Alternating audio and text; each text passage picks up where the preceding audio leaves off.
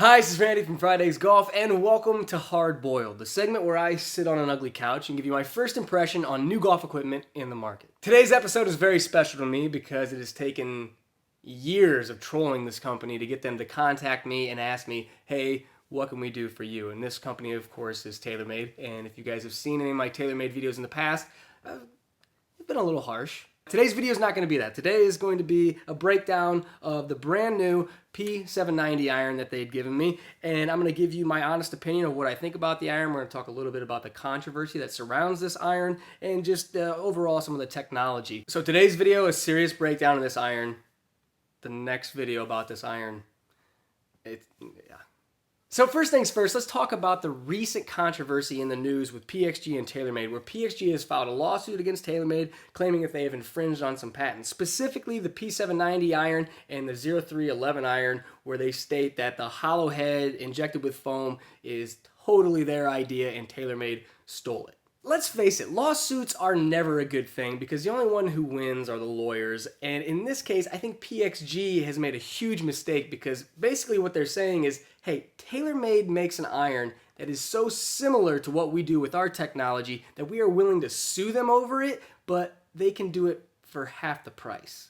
Now I can see why Bob Parsons was so eager to file a restraining order keeping TaylorMade from launching these irons, because now that they're in the marketplace and people know that the technology is so close to one another that they can find a set of TaylorMade irons for less than half of what they would pay for a set of PXGs. I mean, these are still very expensive. I think they're like $1,200 or $1,300 a set, but that's considerably less than what you'd pay for a set of PXGs. Now, without any further delay, let's talk about the iron that we're here to talk about, which is the TaylorMade P790 iron. Typically what I like to do first is talk about the aesthetics of the iron as far as how it looks at a dress and the shelf appeal, but since I've already kind of spoke about the technology they're getting sued over, let's go ahead and jump into that. So the P790 iron introduces a hollow head construction, and what they've done in hollowing out this head is hopefully created more ball speed, making the face a little hotter and giving the ball a little bit more pew when it leaves the face. Now the problem with a hollow-headed iron is it feels a little hollow, a little tin canny. Now what you can do to combat this is you can inject the head with a high density foam, which is what they've done here through this little screw port, and what that does is it actually dampens some of that sound and makes the club feel a little bit better without sacrificing any of that face flex, so you still get some of that pew without so much of the I don't know what that means. Now that we're talking about ball speed, let's talk a little bit more about it and what TaylorMade has incorporated into this iron to make it as fast as they possibly could. Now we've seen this in other TaylorMade irons, the speed pocket that they've carved into the bottom here. Thank goodness they didn't do it on the face, but we see this from the 7 iron on down, so you'd have it on 7, 6, 5, etc.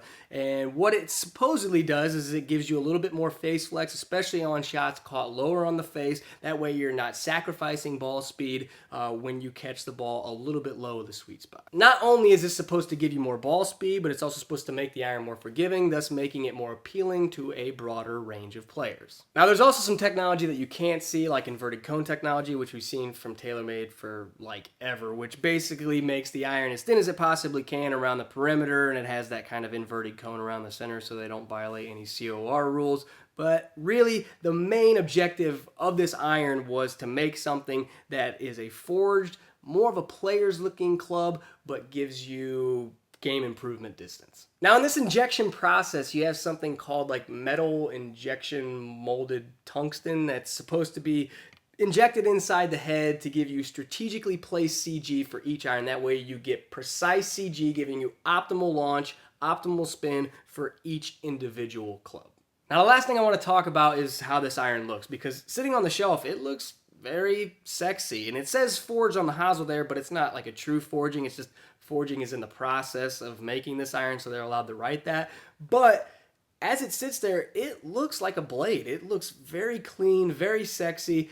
I love the way that this club sits on the rack. Now, as you take it and you put it in a dress position, you can see that it's got a little thicker top line to it. It still looks very good, minimal offset, a little more length from toe to heel, but still very clean, very inviting. I don't think that you're going to really turn off anybody who's used to, like a player's iron, but also you're going to still appeal to those guys that maybe don't need quite the game improvement and could kind of, use something a little less forgiving. I really think that this club is very inviting for all of those players. Now you know about the technology in the iron, you know about how I think it looks. Let's talk a little bit about the performance. I took this iron out to the range on 3 separate occasions. Once was off the mat, and the other 2 times were off natural grass. Where in the grass situation, I was hitting it off the fairway lies, but I threw a couple down in the deep rough to kind of get a feel for that. But I took with me the pitching wedge, a 7-iron, and the 4-iron. When I hit the 7-iron, I was pleasantly surprised because I'll be honest with you, when I've hit TaylorMade irons in the past that have had this speed slot in them, I absolutely hated the way they felt. And I don't know if it was necessarily because of the speed slot or just created kind of a goofy sound, but I have never enjoyed hitting any TaylorMade iron with a speed slot in it.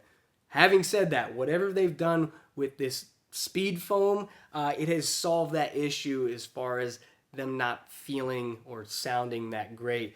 This felt very crisp, it felt very pure coming off the face, and it felt very hot. The ball seemed to jump off the face, and it launched very high and kind of just carried. And I could see where people, they talk about the loss of these irons, and this 7-iron it's like a 6-iron. It's like 30 degrees or something like that. So I could see where people are like, oh, you're not getting any spin on it.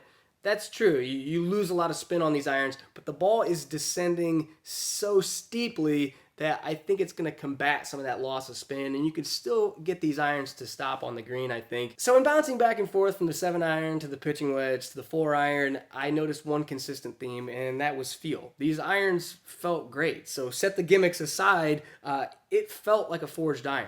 So I think that's important, and you're not alienating your players that like to hit those players' irons, that like that forged feel, but you also offer them a little bit of ball speed as well as forgiveness, and who doesn't want that? So that's the breakdown of the P790 iron. I want to thank TaylorMade for finally drinking the fried eggs Kool-Aid. It's been a long time. I know we've had some rough roads in the past, and there's going to be some rough ones in the future, but thanks anyway. But most important, I want to know what your guys' thoughts are. I mean, have you guys tried out the P790 iron? What's your thoughts on it? Are you interested in trying it out? What are your thoughts on the pending lawsuit, PXG? Whatever it may be, put it down in the comment section below. I would love to hear your thoughts. And that pretty much wraps up this episode of Hard Boiled. Thank you for watching. As always, subscribe to the channel, thumbs up the video. And if you have any questions, also put those down below. But until then, I will see you guys next time.